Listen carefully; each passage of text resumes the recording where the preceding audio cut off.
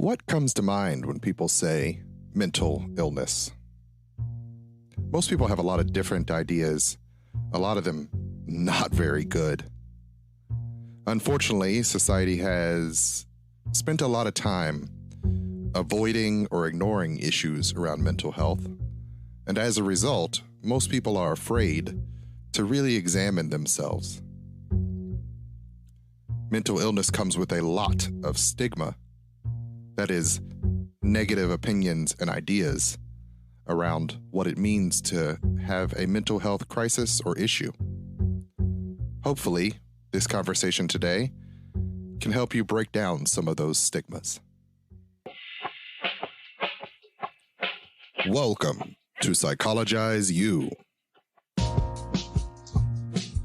Psychologize U is a mental health podcast by licensed psychologist Dr. Ritch Hall and licensed therapist Frank Baker. Join us as we discuss mental health challenges and issues. On today's episode, Ritch and Frank discuss the stigmas that come with mental illness and how you can possibly challenge and overcome them to get the help you need.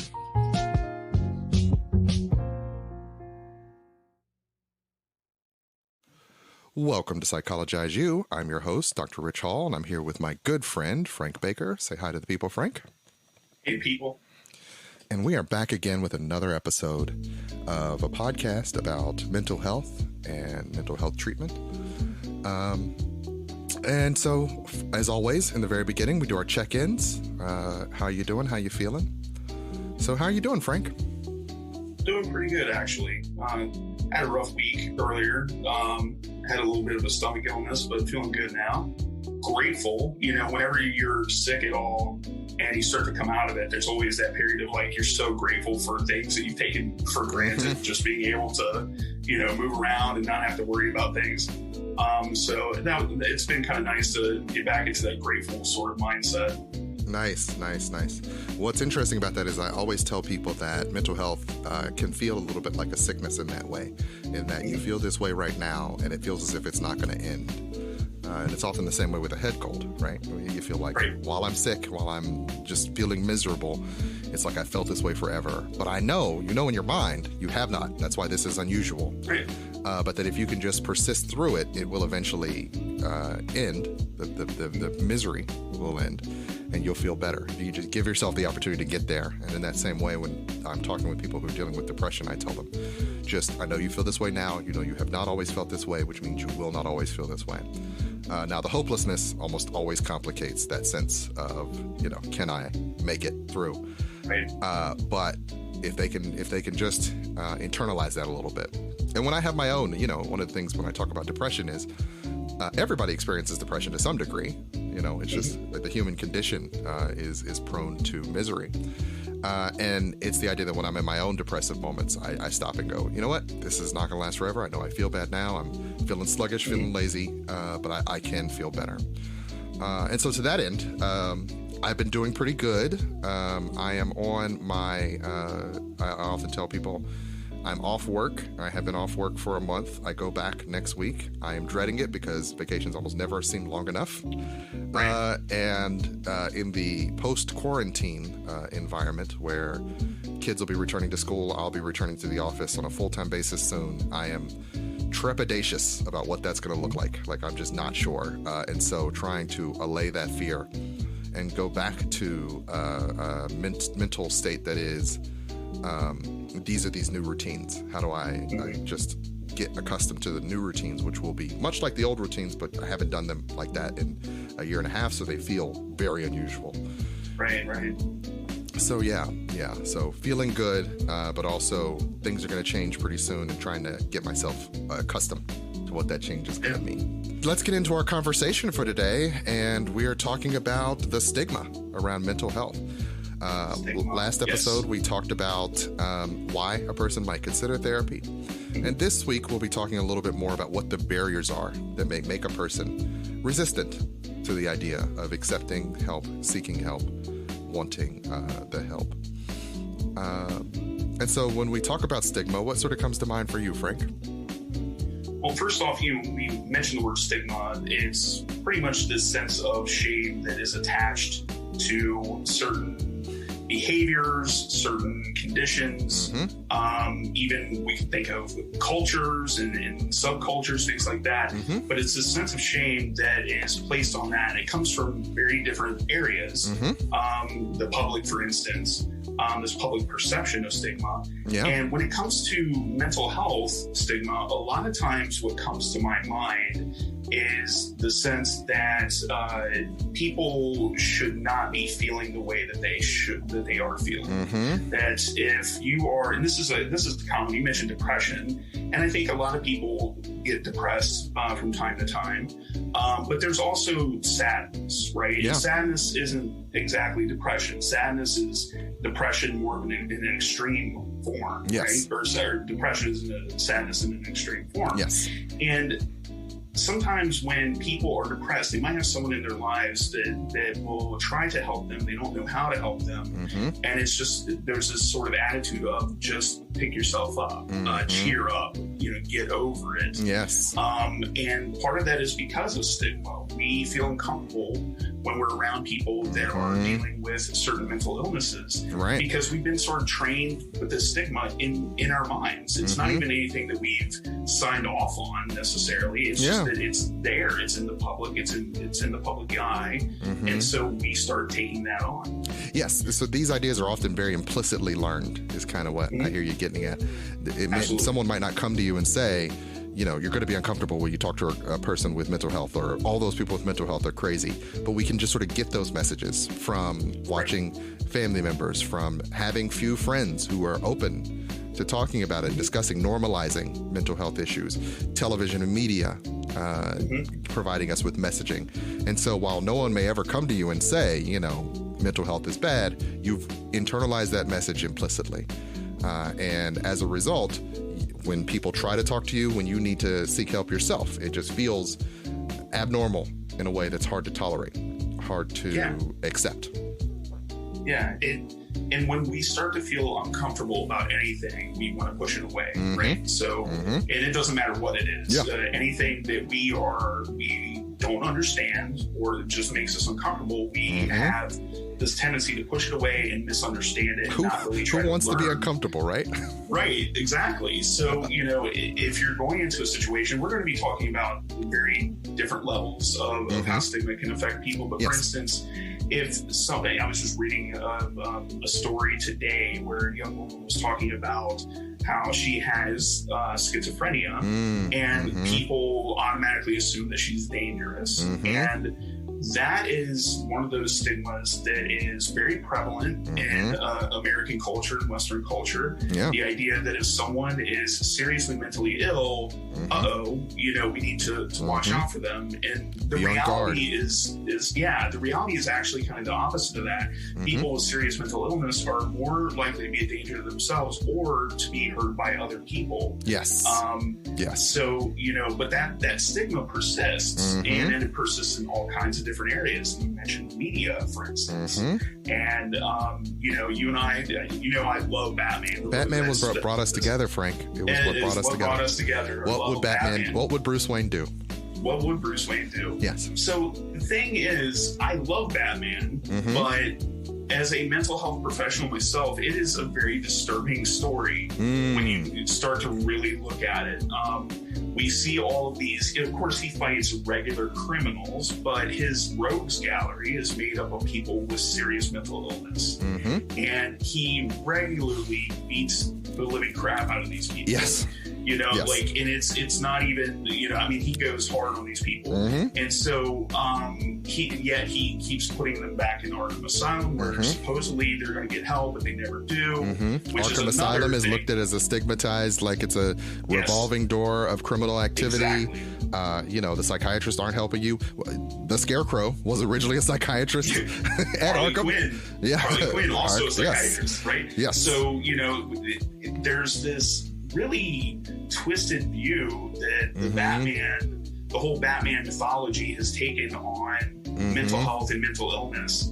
And that we grow up on that, right? Yeah. Kids watch this stuff and they think nothing of Batman beating the snot out of the Joker, right? But we don't stop and think the Joker doesn't know what he's doing necessarily, right? If this were a real life story, we would not want to see a vigilante beating the crap out of people that are mentally ill. Unfortunately, there would be some people who'd want to see that because they've been provided with a lifetime of messaging that says this is how you resolve those problems. And I think there's a much bigger conversation. Like, you and I could dive down the rabbit hole that is mental health and Batman for hours. That's not today's show. But I do think some of that came from the sort of growing up of these superheroes. Like in the 60s, nobody was having a conversation about, the Mad Hatter being a klepto. But now there's a DSM definition of what we could call his behavior, right? And so as we've developed this understanding of mental health, it's now been transposed into our mythology, i.e. Batman. And now we have to look at the behavior through a different lens. Like, should he be behaving this? Batman himself has a host of mental health issues. I mean, at the very least, let's start with narcissism. You decide you got to be the guy who puts on the mask and punches people, even though you have unlimited resources through which you could do any sort of social programming. Exactly. You could fix up Arkham overnight. You could, have with your all these immeasurable wealth. You could do all these things, and yet you're dressing up like a bat is how it's going to happen. Right. And there's no psychiatrist that wouldn't have a field day with that. That wouldn't want a good time dealing with that. So yes, I do agree that throughout our media, we do stigmatize mental health. And as a result, we are in a situation where 1 in 3 people who have a mental health crisis will be the person to seek help. So the other 2 individuals will not seek help. The majority of people who have something going on in their lives where they need help. And the problem with the mental health crisis is it can genuinely affect anyone. There are any number of things that can happen to you, be it, birth, a death in the family, new house, new job, losing a house, losing a job. Any one of the things that happens to you causes stress in your life could be a mental health crisis, or could be, the last straw in a series of mental health crises. So the majority of people are going to need some help, and the idea that these stigmas get in the way of their help, they're seeking help, they're being able to accept help, is often a struggle. I know when I'm watching media now that I do this for a living, it's very hard for me to watch people who it's like, if they would just sit down with a therapist. I'm watching this show, Kevin Can Go F Himself, which is a show on AMC about a young woman whose husband they want to paint him as a narcissist. But as I'm watching the wife, I'm like, no, you should really seek therapy. Like, there are a lot of times in shows where I'm like, if they would just have seen a therapist, this show would have been over. Right? But no, they need to stay within their pathology for there to be drama and for it to be entertaining. But it's hard for me as a person. My wife loves those shows where people who call themselves wives scream at each other over perceived slights, all those reality shows. That's totally her bag, and it's hard for me to sit through them because it's like, well, if this person had been able to communicate openly these feelings or had worked out this internal psychodrama, this would have all fallen apart. Or if they had just been able to listen to each other, this would have all fallen apart. So it's frustrating for me to live in this world where I do this for a living. I remember once talking to someone who said to me, I don't really believe in psychologists. And I said, I was, they were an architect. You exist. Right. And it's like, what's funny is they were an architect. And I said, well, I don't believe in architects. I believe I should just be able to throw some wood together and a house is going to get built. You know what I mean? Like, it's absurd to say it that way, but because the stigmas around what we do and how effective we can be and how effective, and whether or not anything can be done about mental health, it allows people to sort of have this sort of cavalier or dismissive attitude towards mental health and towards mental health practitioners. So to talk about stigmas, you mentioned it before, and I want to sort of point out some of the different types of stigma. Stigmas are often self-stigmas, so the ideas that I have about myself. Public stigma, so this is the general ways in which we as a public think about these issues. And then there's institutional stigmas. And institutional is often, what are the things we put in place as far as systems and laws around mental health? And so if you could, Frank, what comes to mind for you when you think about what the self-stigma is? Well, really, when I think about it, self-stigma is very related to the public stigma. And I would argue that the self-stigma, and what this means is the stigma you internalize. You within yourself, when you think about mental health in general, your own mental health, seeking treatment, all that stuff, what are the stigmas that the are ideas, the attached to thoughts that come up for you, and more often negative. And they came from somewhere. They didn't just originate specifically within your head. And so it could be the public stigma. It could be people around you that have exerted this sort of stigma in your life. And this could be cultural. Very often. It's a large part of it. Distrust of the medical community, which for obvious reasons, that is a thing. It should be. It's definitely a factor in the African American community, a factor in the Appalachian community. Oftentimes, the further you are from the mainstream, what we would consider white Protestant culture, the more likely you're going to have a distrust of systems. Yeah. For good reason. A lot of these stigmas, some of these stigmas are there for good reasons. I should say that. Not all of these are, but some of these are, especially when it comes to distrust of institutions. They can be self-protective. It's self-protective. And so internal, personal stigmas often end up sort of turning in on yourself. And so the way I look at it is, again, when someone says to you, okay, you're feeling down, you're feeling depressed, just, pick yourself up. Why don't you go outside? Why don't you, they give you this sort of trite advice to get you through it. That it's a matter of willpower. It's a matter of, your expectations being too low, implied that there's something wrong with you, that you aren't working harder to feel better.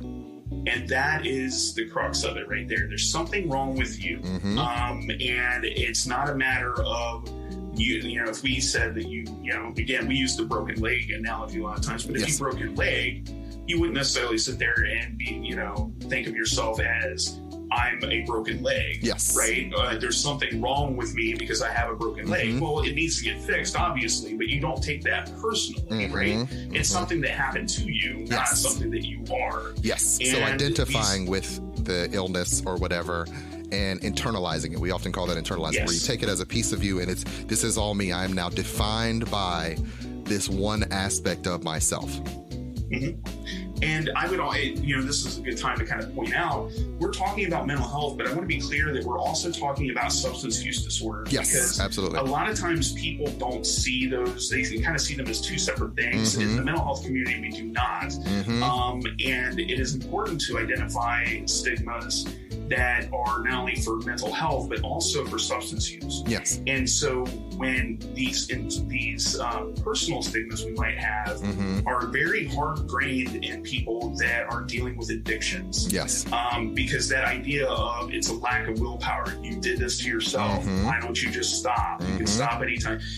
This sort of stigma of it's just you. It's a character defect. Yes. It's not a matter of you have some sort of actual physical condition. It's you need to just work harder. Yes, and and implied failing, you have more control than you may feel you have, than you may actually have, that you, by virtue of your own choices, have brought yourself to this circumstance. And so you must, by virtue of your own choices, remove yourself. And that's not to say that we are not saying this person does not have agency. Right. To seek. Otherwise, there'd be no help. Right. It would be as hopeless. It'd be hopeless. Yeah. But that is not the end of the story by any means. That you can recognize that you do have some role in your own recovery or treatment, and that you don't have to buy in to these stigmas which cause you to just pile onto yourself. Often I talk with clients about the concept of shame, that sense of just sort of piling on yourself. And we often think, thanks to puritanical American society, shame is good for us, in that, it is the end-all be-all of how we must experience some of these mistakes. But too much of it is a bad thing, as too much of anything is a bad thing. And it can often immobilize you. It makes you feel as if nothing can be done. There is no move to make. And that's where, I would say you and I disagree as mental health practitioners. There is something you can do. It does take commitment. It will be hard work, for sure. But there is a way out. And some of that comes from a recognition that these stigmas might not be true, that there might be some room for doubting them and not believing them whole cloth. as a true definition of who and what you are as a person. Mm-hmm. And with that, we'll also move over to public stigmas. And so we think about public stigmas, as we were saying, sometimes the self-stigma is fed by public stigma, what the public believes about these things. But what are some of the other ways in which public stigma manifests itself? Yeah. So, I mean, we mentioned media already, things like Batman, but, any kind of television show, any kind of movie, we watch these things on a regular basis. We consume these stories. And so for example, if someone is being portrayed as dangerous because they're mentally ill, that, let's say it's a Law and Order episode, for instance, not to throw Law and Order under the bus, but just let's say they do that, right? They take a story and it's one story and there's not they don't have all the facts in it. They change it to be entertaining. Now all of a sudden we got an episode that is being watched by millions of people that are now under the impression that someone who is walking down the street talking to themselves is a danger to them, where they they're most likely not. Yeah. And so that impacts how you treat that person. And by the way you treat them, they're now feeling stigmatized. They're now feeling like, why should I go out in public when people are shying away from me? That sort of thing kind of feeds into itself there. So that's one way, is media. The other is, just the way that we treat each other. And I gave an example there, but it could also be family-based, right? Yeah. So within our own families, if there is a stigma about, look, if you have problems, you take care of them yourself, for instance, then you're expected to do that. There are plenty of people I work with that say they're the first person in their family that have sought out therapy. Mental health treatment, yes. Yeah. And it's understandable, because there are many reasons why people, and we talked in our first episode about this, why people might not want to get therapy, but why they probably should. And that kind of lends itself into that stigma of, maybe I shouldn't seek out help because it's just it's a money-making venture. They're not really out there to help. They're not really there to help. Yeah, it could be that they've heard of therapists that were unethical in some way, and so they think it's just it's a bunch of quacks that aren't really we hear that term all the time, quacks. People that don't really know what they're doing and just kind of it's not a real science. Playing it by ear. It's not real science, that sort of thing. It's not like real medicine. Not like real medicine at all. And so we get that, we sort of internalize that, and that becomes like the public zeitgeist. That is where the way it's considered. Yes, the way it's considered. And that you see generationally, if you look back into the past, let's look at, say, I don't even know, the 1960s, for instance. Yeah. Good time period to talk about, where, institutionalization and deinstitutionalization were happening. And this can kind of conversation go into when we start talking about institutional stigma. But this idea of, we had so many hospitals and centers for people to get treatment, and then we started deinstitutionalizing, basically shutting those down, saying that people should be getting community mental health, which is great. But the demand, like the actual increase in community mental health, didn't meet the demand for the people that needed it. Right. And so we went through a long period of time there where public perception, and I think a good example of this is, ironically, in the Joker movie, which is a very, it's, a lot of people would like this movie. It's very, it's got a real edge to it. But there's something in that movie that I think is really profound, is when he's trying to seek help, get the help he needs, and then the program kind of shuts down on him. And this is kind of this is what people were going through. They were, people that were barely making a living, dealing with, these serious mental health conditions, and then suddenly these programs were getting cut from underneath them.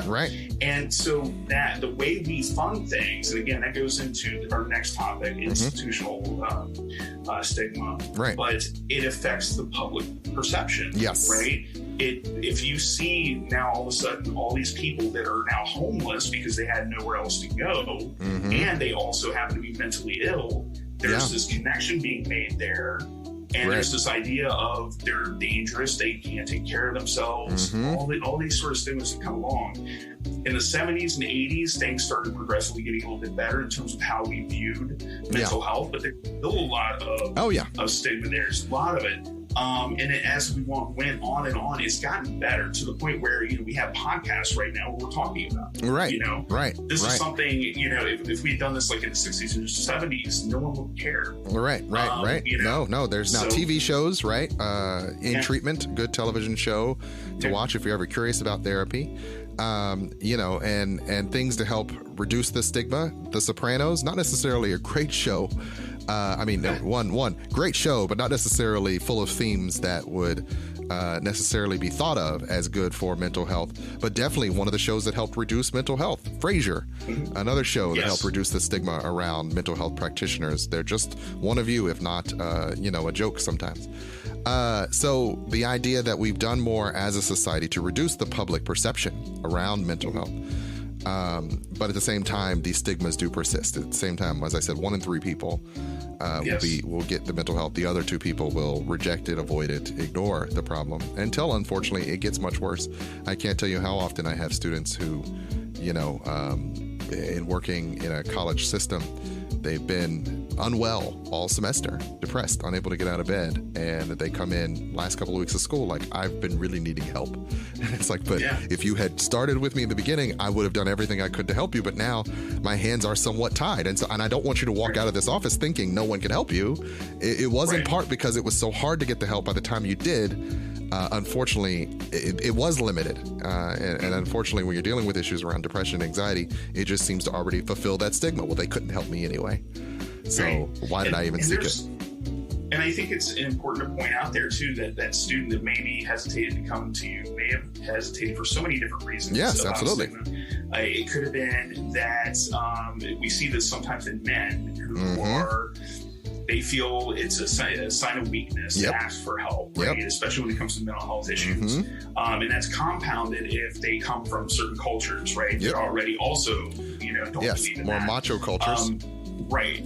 And so that could be one reason. It could be because they belong to the LGBTQ community and they're uncertain how they're going to be treated, right? Because they think of how recent, we're still dealing with the after effects of conversion therapy. We're still trying to stamp that out. There's still people who believe in it, we're very much still trying to stamp that out. And so for someone to come in and let's say they're gay and they want help, they might not be sure that you're the person for them. Do you understand their needs, that sort of thing? So there's a little bit of a stigma there that can prevent people from getting the help they need. Right. No, I agree. And some of the reasons for some of these stigmas, as we were just saying, the public stigmas, often the result of institutional factors. Those systemic factors that have been sort of baked into a society. Some of them not necessarily for the purposes of discluding or dismissing or invalidating people, but it ends up being a result. You spoke about one just a moment ago when you were speaking about deinstitutionalization. Within that, you could say, well, the heart was in the right place. Many of these mental health institutions, because society had so many stigmas, they had become places where there was abuse and there was neglect and there were people who needed more help and support. And so a way to sort of alleviate that problem was to get rid of those institutions altogether. But the result was people with serious mental health issues did not always have places to go get the support they needed or to be treated, particularly on a long-term basis. Unfortunately, they would be left at the whims. Two of the biggest suppliers of mental health support are the prison system and individual families have to sort of do it for themselves because we don't have enough resources around these issues. And so what that says is societally, we when someone has a mental health issues, they're likely to break the law, and we'll use that as a way to get them out of society as opposed to places where they could be treated with care and support. No, I agree. And talking again about institutions in the 60s, if you want to look at because all these are connected. Remember, the personal, the public, and institutional sort of aspects of stigma. They feed into each other. One of the classic examples of media portraying institutions in the 60s is One Flew Over the Cuckoo's Nest. Yes. Which is a fantastic film, but it also, in some ways, is troublesome because it portrays, in some ways it's good. It portrays the abuses that you see, but it also does so in such a way that could be a little bit over the top. Yes. Point where someone's saying that, like if you see Nurse Ratched on this movie, you would never want to be on an inpatient unit. I mean, your fear would be that's who's going to be treating me. Yes. And it's not to say there aren't Nurse Ratcheds out there. Right? Absolutely. There's absolute abuses of power out there, but that's not the norm. Story. Right, but it's a story, so we see it, and it sticks out in our mind. Enhanced for dramatic effect, right? You want it to be a good movie, so it's got to feel more dramatic. Right. Within that are also just the basic laws around, like, what can you disclose to your employer that you have bipolar, right? Without fear of repercussions of some kind. Because as we said earlier, someone finds out that you have schizophrenia, they're suddenly on alert. Well, it's in the books that you're not supposed to discriminate against people for mental health issues, but it could happen. And what would be your recourse if you were terminated from a job because you told them, hey, I have bipolar, I might have a depressive episode, I worked with a client who was part of a research team that was going to be in the Brazilian rainforest for a number of months. We had to sign a lot of documentation that said, even though they were out there for several months without your typical supports, would they be okay to have these mental health issues and not be able to get to any medical services for a number of it would take days to get out of where they were, to get back to civilization, to get the support they need. This client had a lot of issues around, could they disclose this? Because it would come with a possible consequence. They might miss this trip of a lifetime. And so in that way, these rules that we have, these stigmas, make it hard to do your job. They were great at their job, but they had to worry about whether or not this would come with consequences. It's difficult when you're working a job and you have a mental illness and it's affecting your job in some way, and you need to reach out to someone. I've been in that position myself where I've had to reach out for help, and it's not easy. No. But you have some things out there to kind of help you. One of those is the Family Medical Leave Act, FMLA. It's a good resource if you feel that your mental illness is such that you need to make some arrangements to your job that can, reasonable arrangements that will allow you to do your job easier, and it won't put too much of a burden on the employer. And it also allows you to have time off if necessary for certain things. And so that's something, if that is something you're facing in the workplace and you're worried about discrimination, I still say that your best option is to go ahead and talk to HR and see what you can do about that. Your HR department should always be your go-to if you're struggling at work with that. So and that's helpful for people who do work in companies that have an HR department. We do understand that not everyone works in companies with that level of organization, say retail workers, fast food workers. Unfortunately, we do understand that not every employer will be as understanding, and hopefully, if you're persistent and get the help you need through some of the mental health resources available to you, you can find a place of employment that is more supportive and amenable to understanding. But we do have a much further way to go when it comes to these institutional factors, these factors that do affect whether or not people feel comfortable seeking help, getting help, whether or not they have the access to it. And it is my hope that as a society, we move closer to a society that understands that these are, for some people, these are temporary issues. For some people, they are, long-term. And how do we build a society that is, it has less of this stigma? We're moving towards it, for certain. Yes. But we're just not there yet, unfortunately. Sometimes it's really slow progress, unfortunately. But it is, like I said, if you look through the decades, 100 years ago, where was mental health? Where were we there? In 1920, what was mental health? What did it look like there? And it's night and day compared to what we have now. Right. Right. So it is important to take that to remember. I think it's important for people to remember, medicine itself has had a huge jump. I mean, we're talking about Hippocrates, he has like a, 2,500 year jump on us? Yeah. Or 20, yeah. 2,500 years. And really modern mental health treatment, it has been around for about 140 years, maybe. Yeah.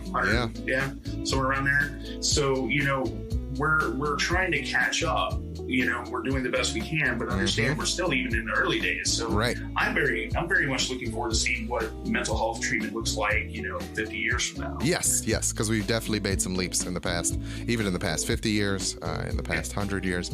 And in that same way, medicine has made some leaps and bounds now that they've, developed a lot more technologies.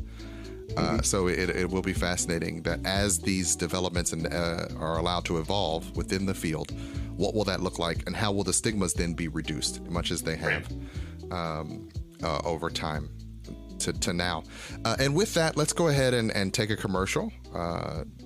Thank you for joining us for the first half of Psychologize U, and we will be right back after these brief messages.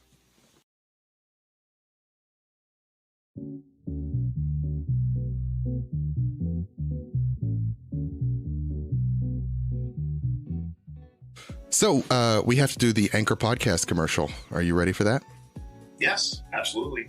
I'm actually new to podcasting, so this is kind of new territory for me, Rich. Why don't you tell me a little bit about it?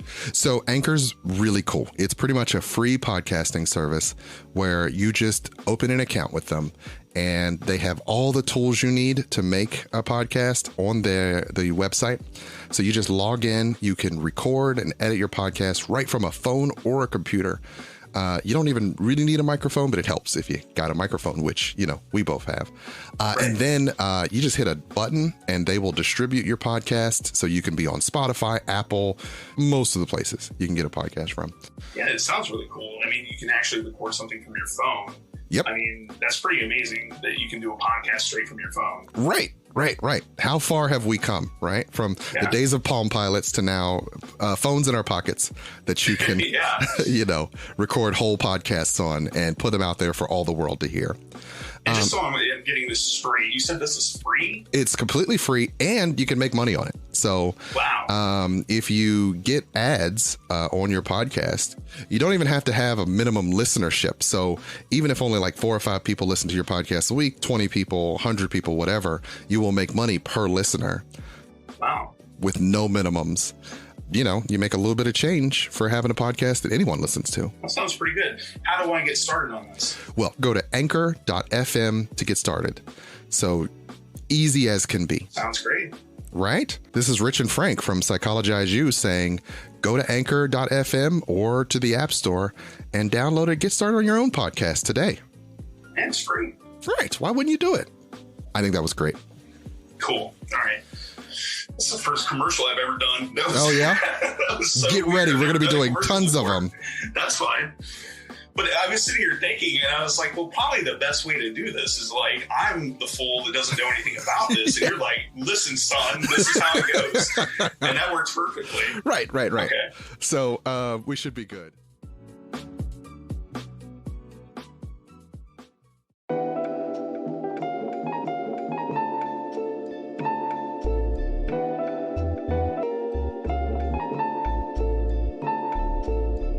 Welcome to the Hall Space Podcast. It's about connections.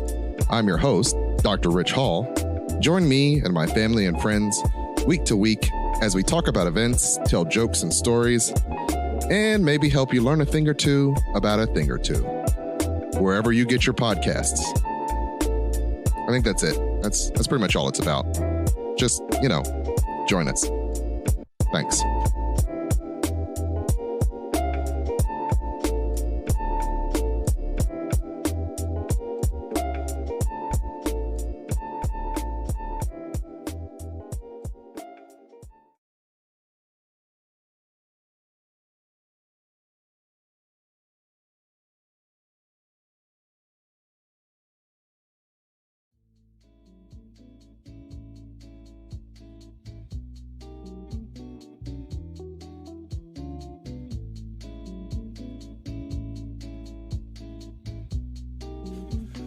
Welcome back to Psychologize U. I'm your host, Dr. Ritch Hall, along with my co-host and best friend, Frank Baker. Say hi to the people, Frank. Hey, people. How you doing? There you go. And we are talking about stigma. So the first half of the show, we spent talking about the types of stigmas that we might be dealing with when it comes to mental health.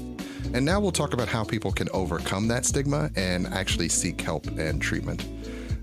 And so with each of those stigmas, we recognize that it's about the attitude we bring to our understanding of mental health, and that if we believe these negative things to be true, then they can feel very true and thus will affect our behaviors. So it's often helpful for us to unravel some of those stigmas. And we've talked a little bit about that in the first half, but we'll get a little bit more in depth into that in this half. And so when we talk about unraveling some of these stigmas and disproving them, what comes to mind, Frank? Well, I think a lot of times word of mouth is a big thing here.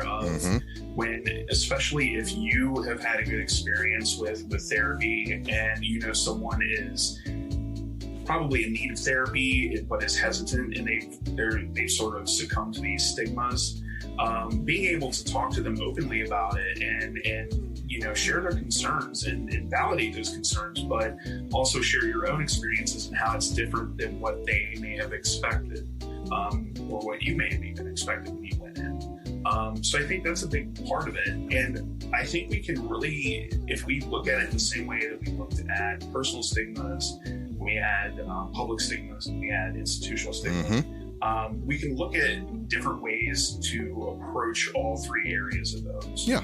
And so one of the ways that, you know, personal stigmas is if you do know someone that who is either mentally ill or has sought treatment for mental illness, you know, talking with them about it if you think that it's something you would benefit from. Yeah. You know, if you have family members that are struggling with mental illness, don't be afraid to talk to them about it. They probably welcome the opportunity to be able to have someone that is genuinely interested and also concerned for their safety and everything and their well-being. So talking to them about it and understanding what their world is like can help dissipate those stigmas, because again, you're going to see a stranger in the street who, again, might be talking to themselves and think, oh, that person might be dangerous. But if that's your uncle, right? If that's your cousin, if that's your brother, sister, or whoever, that's a very different experience. You're going to have a different experience with that person, be able to understand them better, and then be able to be able to advocate for them. Yes. Right? Yes. Yes. So being open and willing to talk about it, discuss it as an issue for yourself is definitely important. And so that could be seeking out spaces where you know it's being openly discussed, be it support groups, be it you know, online forums. You're going to have a lot of mixed issues with online. I mean, you know, the whole field of Reddit is not a place I tell you to go alone in the dark.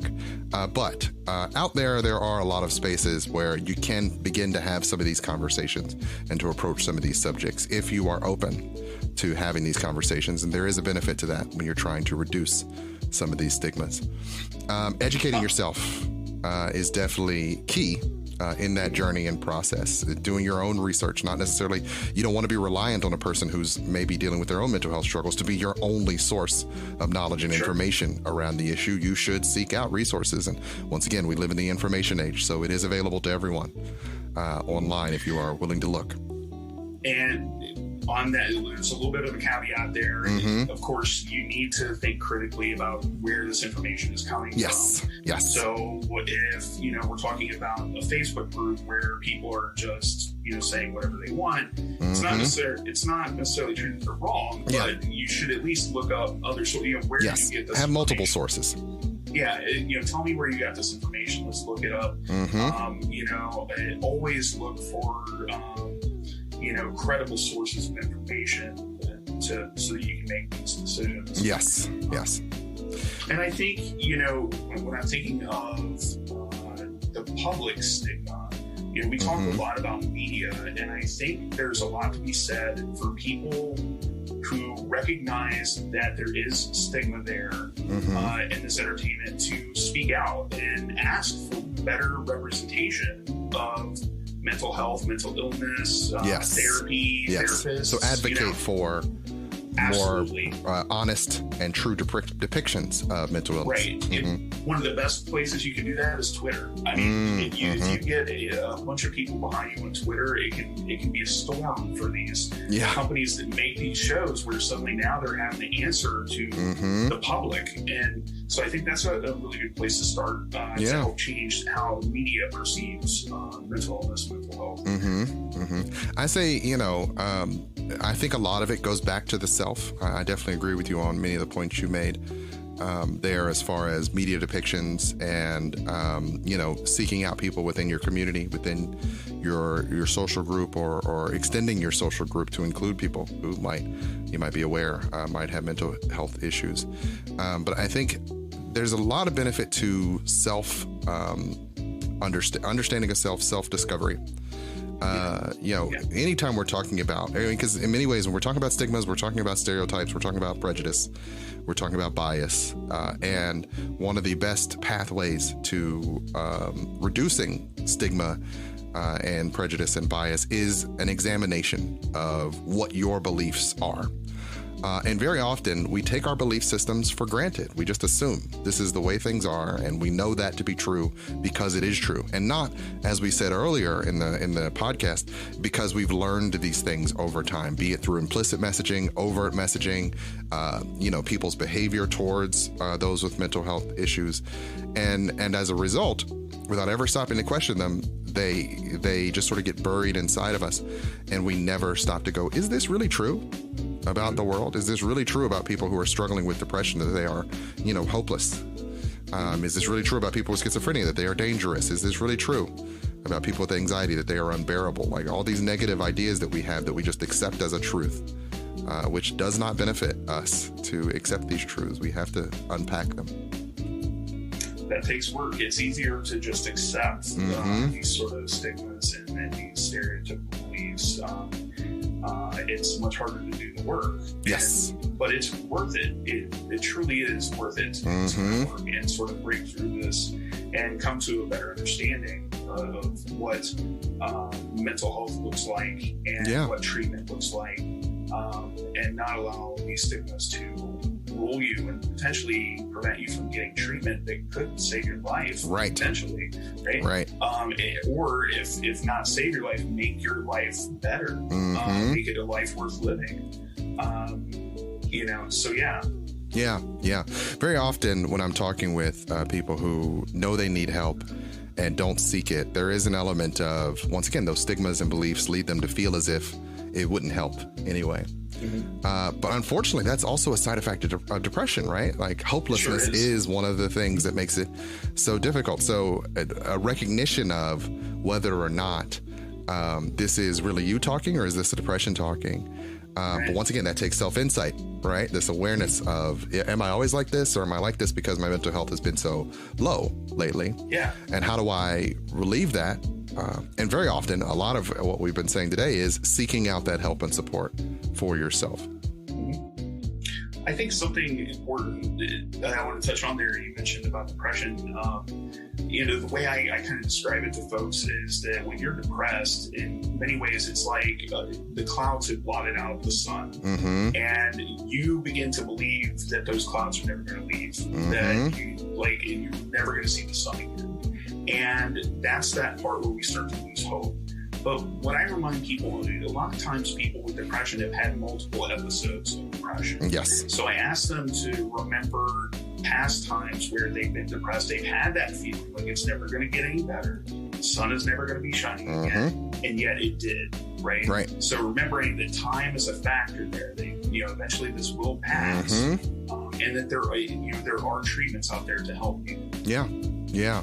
So once again, the idea that it's temporary, we talked about this at the very beginning. I often tell people depression and most mental health experiences are like a head cold, right? You feel like you're stuck in that state and that it's going to be forever, immutable. It will be stuck with you. But in reality, we do know that these circumstances do change with time.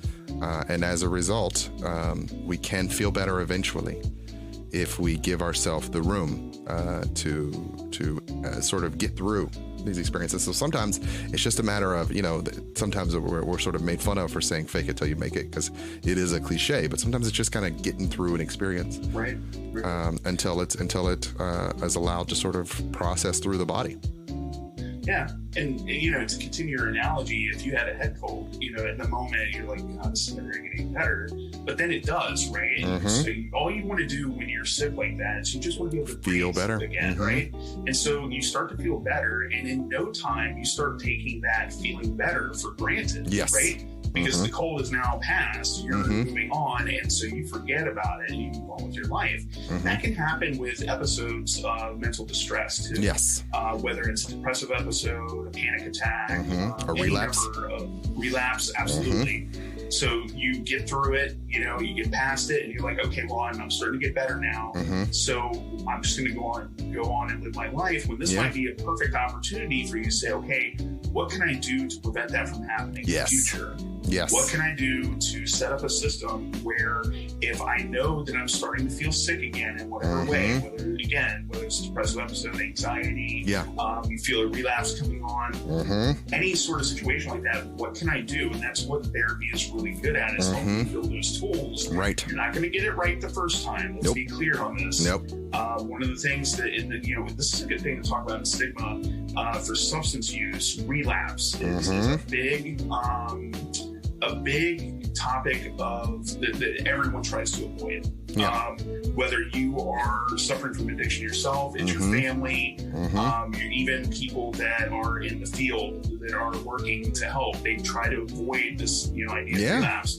But people that are well trained in this understand that relapse is part of the process. Mm-hmm. Do we want anyone to relapse? Absolutely not. No. But anytime you change behavior, mm-hmm. you're not going to get it right the first time. Yes. There's going to be times where you slip. Mm-hmm. And it's not the fact that you slip that matters. It's how quickly you get back up and start using the resources that you've learned so that you can start to stretch mm-hmm. those relapses further and further out until eventually maybe you don't have any more relapses. Right. That is available to you, but the recognition that it could happen. It's okay if it happens. It can be a learning experience if it happens. It could be an opportunity to learn what made me weaker this time, what made me more vulnerable this time. I very often sort of talk about how relapse is a part of the process. And that does carry to many other, when you're trying to overcome anxiety, you have panic attacks, recognition that they're going to come back when you least expect them. That's what makes them so scary. And the idea of having a panic attack makes you more susceptible to having an additional panic attack. So once you've had your first, they're with you now. They're there for the long ride. And in that way, we often want to just feel better so bad, right? In part because of those stigmas. We just want to be over this, that it's hard to accept that this could come back again. And that no matter how hard you fight, or no matter how much you learn about yourself, about mental health, it is possible that you could have another mental health crisis. And that is not in any way an indication of anything wrong with you, anything wrong with your circumstance. It's just, the human mind only has certain limits, and you can hit those limits by any virtue of something internal, external, and that's okay. That's what our entire field is built around, that it is okay that you are having a crisis, that you can get through that crisis, and that you can be okay to make it another day. The recognition of self-examination being a sort of key component of what are my limits, what do I need to do. One of the things you said earlier, I do want to circle back around to as well, is this idea of scaffolding. When I'm feeling healthy and well, what things can I put in place that will help support me when I'm not feeling well, when I don't have the energy, when I don't have the mental resources that I need, maybe when I don't have the support. One of the things that definitely has come out of this COVID and quarantine situation is we are globally being affected by a circumstance that is outside of our control. So we are parents are watching their children go through it, their own parents going through it. Like, you are in the center of this thing that everyone is experiencing. And one of the things that I heard over and over again is people couldn't reach out to their support networks because they were also exhausted. And that made a lot of people feel more isolated, more alone, and more distressed because everybody was going through it. So I saw relationships being disrupted, marriages ending, all sorts of things, just because people were at the end of their rope on all sides, unfortunately. And that's not all about stigma, but it is about how well we can tolerate certain circumstances. And this COVID, quarantine circumstance definitely exhausted a lot of resources. So an awareness of that means that isn't necessarily all on you. That's because of a circumstance and situation. As we said before, you are not the circumstance. You are just a person who is going through a circumstance. So you might need more help. You might need outside help to get you through this circumstance so that you don't have to feel you can do it alone, because you don't have to do it alone. And one of the things that I definitely wanted to make sure that we talked about as well is rejecting this notion of this. It has to be about willpower. It has to be about, manning up. Right. That it has to be about. People often think they should be able to handle this independently, and I do believe that self-care is different than selfishness.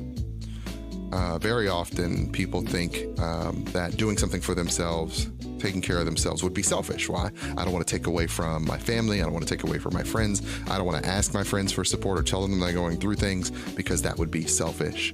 But that you have to, as a creature, do something for yourself every day. Every time you feed yourself, every time you go to the bathroom, wash yourself. These are things that kind of benefit others, but they mostly benefit the self. And so in recognizing that you have to do those things anyway to survive as a creature, that it's okay that you also say reach out to other people or seek the support of other people, because that's another thing you're doing for self-care. It's also okay that you, take a break from your life for a bit, be it, a relaxing drive, a good walk, whatever it is that you can build into your day-to-day to help give you some mental reprieve. These things are a benefit to you and not taking from others, not burdening others, not, creating more problems. That's because that's what the stigma, that's what these negative thoughts and feelings will often have you feel like you're doing. You're taking from others, you're imposing, you're burdening. I hear that over and over again. It's often, I wish there was a bell I could ring every time I'm talking to a person with depression for the first time. And I didn't want to burden them. It's the ding, you said the thing. You don't know that it's a thing, but you totally said the thing. Yeah. Right? So. Yeah.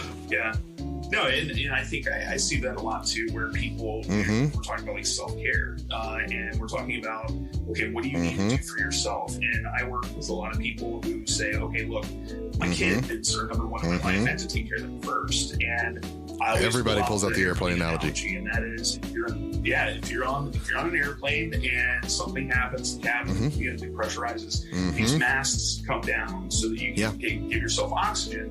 If you're sitting there with a kid next to you, your instinct might be to reach out and put the mask on the kid.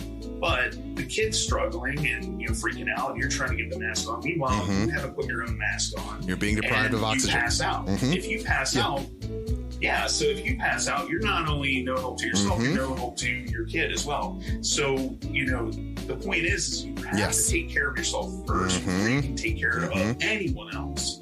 And people that refuse to accept that so quickly burn out very quickly. Yes. So, and that's a large part of the work that we do, is training people to say, okay, it's not selfish to take care of yourself first, because you're then going to pass that forward to others. You can be available to the people in your life that you care about, that you want to be there for, by making sure that you are taken care of. And so a hip-hop artist named Fonte Coleman, who I'm a big fan of, you'll hear me bring him up randomly out of nowhere. He has a quote in a song that says, "A well-oiled machine doesn't grind," which I think is apt. We often think that we have to sort of be on our grind, we have to work hard, and that's sort of, it will be rewarded. Once again, going back to those puritanical, hardworking values that most Americans have. But if you're actually taking care of yourself and working on yourself and dealing with your struggles and your problems, then you're less likely to burn out. You're less likely to blow the engine, right? We have to recognize that there is work to do. And sometimes I'll recognize that when I'm telling clients this, it's like, I know it sounds like I'm saying you got to do a dozen more things, right? You're already feeling overwhelmed. And it sounds as if I'm telling you, like, take on more things, like join a self-help class, or, go paint, or take more walks, ride your bike. It doesn't have to be an intense hour-long commitment, 30-minute commitment. You don't have to go to a retreat for a weekend every month, because that might not be possible for you. There can be small things you can do. Go outside and take. go outside and take just a walk for 10 decompress. minutes. I mean, even if it's something that's small, just something that you're allowing yourself to decompress, and making sure that you're not neglecting those things. And, you know, a lot of those, when we talk about self-care, it's not necessarily like we're talking about going you might not have spa it day or something. It's simply, it simply might be, are you cooking good meals for yourself? You know, what are you eating? You know, or are you eating healthy meals to make you feel good after the fact, or are you eating fast food and it makes you feel like crap afterwards, Are you taking the time to say, call a friend, just have a conversation with them, not necessarily vent to them, but like just talk about things you enjoy, or, you know, having a good television show that you can sit down and watch, and recognizing that as you engage in these behaviors, they are a thing you are doing for yourself and for your mental health, and not just a thing you're kind of doing mindlessly. Exactly. So that it can be small things, and that all these small things can sort of work to the benefit of your overall mental health and help to reduce some of these negative thoughts and feelings that you're often having about yourself. One of the things that I did want to make sure that we talked about also is social media. In today's age, social media can make it seem like everybody's way more enlightened and advanced than I am. And we can feel as if all the people out there are doing much better than me. And so I just have these mental health problems. I have this anxiety. I have this depression. I have this OCD, whatever it may be. I have this, I'm drinking way too much wine, right? And it's just me with that problem. Yeah, I notice this a lot in social media. When I'm struggling with anxiety or depression, I don't post about it on Facebook, right? And maybe I should. Maybe it's something I should start doing, just to kind of, you know, because people often pull up that, just attention seeking, right? There's a wanting to avoid being called. Exactly. And that's the gut instinct I have when I go to think about that. I'm like, well, I'm not trying to fish for, you know, sympathy, right? And that's a stigma in and of itself there. That's stigma working on me right there. And so because of that, I don't post about my experiences. I talk to my friends about them, my family and whatnot, but I don't post online about them. But I'm looking at everyone else's lives on Facebook, and it's all this good stuff, all the good stuff. And really, I'm doing the same thing. I'm really we curate those environments. We choose from the curate is just the choice word there. Like, that is really it. It is a curated look into our lives. We're very specifically choosing what to show. And so from the outside, someone looking at that might be saying, how great things are for them. Look at how amazing. Yeah. You know, we also go through these phases where all the friends are getting married. They're having all the life milestones. Having kids, all the friends. Yes, all those milestones. And then if we don't fit that same paradigm, then we start to feel like we're not measuring up. So social media can have a really big effect on how you view yourself and how you view others.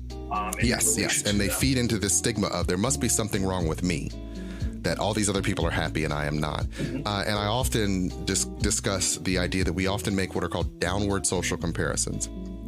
So when it's negative behaviors, we think, I'm doing better than that person who's doing worse than me. So often that comes up in drinking, right? I may drink a little much, but I'm not that person who's passed out in the gutter. So I'm okay. Even though you might want to really examine where your drinking habits are, because you could be drinking to a pathological level, just unwilling to examine it honestly, right? But when it comes to positive traits and things that we see in other people, we're more often to downplay those within ourselves. So we call those downward social comparisons, where they must be doing so much better than me, and so I'm trash because I'm not doing as well as them. And it can sound absurd as I'm using in this example, but very often we're doing that. Oh, they just went on a vacation and I'm not, so maybe I'm not enjoying my life. Or, you know, they just got a new job and I'm still working the same job I've had for 5 years. Maybe I'm not doing as well. Like, it's just hard for us as creatures who are very social creatures. We're very much into modeling, seeing other people doing it, wanting for ourselves what we see in others, that we will be very harsh on ourselves, very critical of ourselves when we see other people achieving, getting things, what we see as moving upward, and we'll immediately start to think, we struggle with the idea that they are moving upward and that's great for them. It's they're moving upward. There must be something wrong with me. And that creates more of a burden, that once we recognize that we're doing it, I often tell people, take a break from social media, get out of social media. When you know your mental health is at a low point, that's definitely a time to step away from the social media. Or, kind of like you were saying, it's possible you can send up a signal flare too. I've seen many of my clients who just go on their social media and say, I'm having a bad time right now. I'm just in a bad place mentally. And they get a lot of, most of the people in their lives want to support them. They want to be there for them. Right. They just don't know because we're all caught up in our own stuff. But we're often very likely to, once I hear you're in trouble, then now I'm here. Now that I know there's a thing. But if you never let a person know, they don't know to be there for you. Yeah. Very true. And so I think it is good that we open up, be more open and honest about what we're experiencing and how, because that is one of the only ways that will reduce some of the stigma. It takes one person. Somebody wrote a meme recently that said, I want to be the person at the party, or a shout out to the person at the party who says it's time to go and thus breaks the ice for all of us to be able to say, it's time to leave the party. In that same way, when it comes to mental health stigma, it might be hard. I know everybody's in a variety of different situations. If you know that you're around a lot of people who have intense stigma and you don't have a lot of agency, don't have a lot of power, I don't necessarily support taking these risks. But if you think that there might be some openness within your social circle, within your family, whatever, to be the person who breaks the ice on, I'm not feeling so great, could offer an opportunity. I've seen that many times in friend groups, particularly working with college students and young people. It's when one person's willing to open up, then there's somebody else in their group who's like, yes, actually, I've been struggling too. I just didn't know who I could talk to about it. And that could be very valuable. So sharing the ups and the downs, which we won't often do in our social media, but we have to have the outlets to be able to do that in order to be able to reduce within ourselves these negative thoughts and feelings we have about ourselves, about how we're feeling, and this internal sense of there must be something wrong with me. So yeah, we're getting close to the end here. So let's talk about what our takeaways are for today. What's something that you want to make sure that the people remember as we end the episode, Frank? Yeah, I really want to hone in specifically for people that are struggling with substance use. There is so much stigma on top of, the stigma already attached to mental illness in general, that can prevent people from getting help. So I just want to say, if you feel like you're struggling with any particular substance and you're concerned about whether or not treatment is right for you, please reach out. Please speak to someone. There are many treatment options out there for you. Don't allow society's view of your illness to be seen as you're weak, or that you don't have the willpower. That's not the case. This is an actual illness, a physical illness that you're dealing with, and it is something that needs to be addressed. So don't allow people to cloud their mind on that. So I just encourage you to get I think that's very key, because for being indoors for a year and a half, we're almost actually 2 years, but for people being indoors for as long as they have, use of alcohol and marijuana and other substances has increased dramatically. And people are starting to notice that now that we're talking about getting back out into the world, like maybe I've developed some really bad habits during this time where you didn't have anywhere to go, you didn't have anything to do. So I could see why. It'd be like, okay, well, let's just spend the whole time greened out, or let's just get that glass of wine earlier since I'm not going anywhere today. I think if you start to think that it might be a problem, you got that nagging question in the back of your mind, it could really be a problem. So you might want to seek some help and support and get it before it becomes that really bad problem, before you start making that upward social comparison. I'm not as bad as the drunk in the alleyway. Maybe I reach out and I get some help and support and find ways, because very often you're self-medicating for more serious issues that could be addressed without using alcohol or other substances, marijuana, etc., to cope. So I'm with you there, Frank. If you think it's some stuff with substances, get the help you need. I'm a big fan of that. One of my big takeaways is, once again, self-examination. What is the way that I'm examining myself, and how is that different than how I'm examining others? I'm going to recall the example that you literally just gave a moment ago, that I would be attention-seeking if I were to tell people I'm feeling bad. But we often want our friends to tell us, right? If any one of my friends were to say to me, I'm feeling bad, I wouldn't say, well, how dare you come to me for attention right now? What kind of person do you think I am that I'm just going to drop everything to make sure you're okay? We almost would never speak that way to our friends. The majority of us, most reasonable, healthy people, would not speak to themselves that way. And I know, because I ask people all the time, is that what you'd say to a friend? And they'd be like, well, no, I wouldn't say that to a friend. There are people out there that would be pathological in that way that would. But most people would go, oh, no, I didn't know you were struggling. Let me help you. And we forget that when it comes to how we treat ourselves. We are our own worst enemy. Yeah, we're so hard on ourselves. Yeah, exactly. Yeah, and so it becomes vital that we seek that help and support, and to examine ourselves through that lens of what are my needs, and it's okay to have those needs. I deserve maybe even to get those needs met, so I gotta seek that help and support. So I say, I've been saying it, I said at the end of last show, I'm going to make sure that I say it at the end of this one, to learn to look at yourself with that light of love that you often give freely to others, that you also deserve that same love that you would give so openly. So my big takeaway, as always, is learn to see yourself with the same light of love that you see others with. And with that, we have hit the end of our second episode. Always a pleasure doing this with you, Frank. Look forward to talking again next week. And thank you guys for joining us for Psychologize U.